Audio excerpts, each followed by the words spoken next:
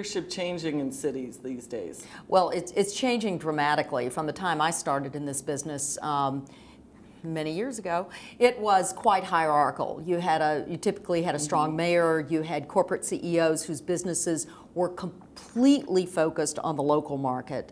And that's not true anymore. And there's been a diffusion of power in cities.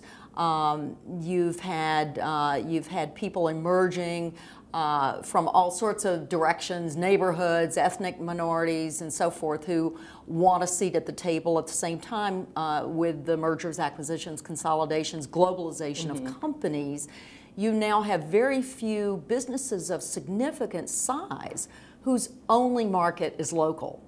And so you've had a real change in where leadership comes from in cities and where it can come from.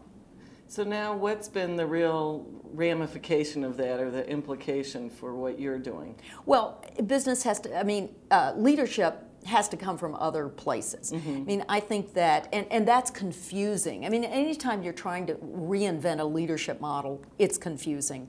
And so, and you have to be, I think, quite broad. It's interesting, if you talk to the New York Partnership, which is typically the CEO organization, if you talk to the New York City Partnership, which is the CEO organization, they will tell you two things. They're looking for business leadership to emerge from small business people as well as venture capitalists.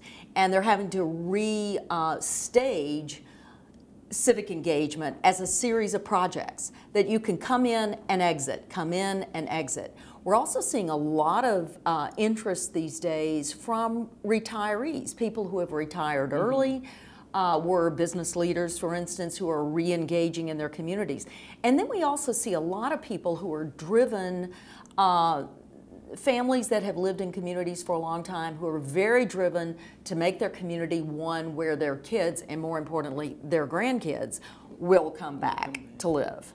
So it's an interesting shift going on, and yet that's certainly not the only place leadership is coming from. I think it's also coming up from the bottom. I mean, technology is enabling people to get together, find each other, and do really interesting things together for community. You've got to get comfortable with flat horizontal work versus hierarchical work.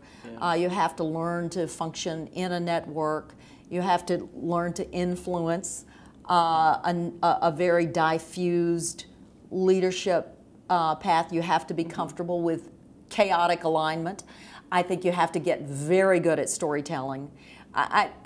You know, the power of the narrative is, I think, everything. You've got to get comfortable talking with pictures. And letting the story, you know, you craft a powerful story and you illustrate that so that people get it quickly. So I think those are some of the things that leaders are going to have to add to their arsenal. Can you talk a little bit about the paradox of let go and lead?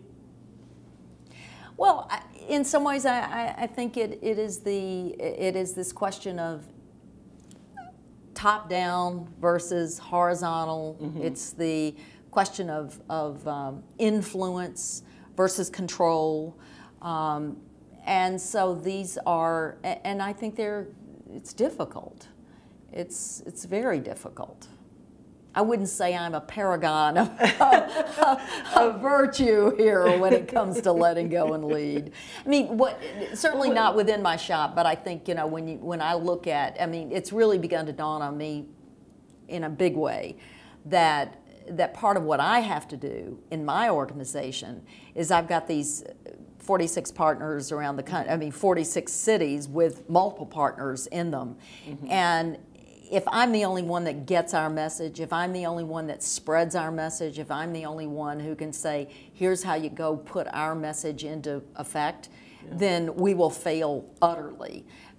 My question, and I don't control these people. I mean, they're our partners. They decide to join us, right? And so it's this really interesting, I think, collaboration and sort of influence, right? Influence back and forth.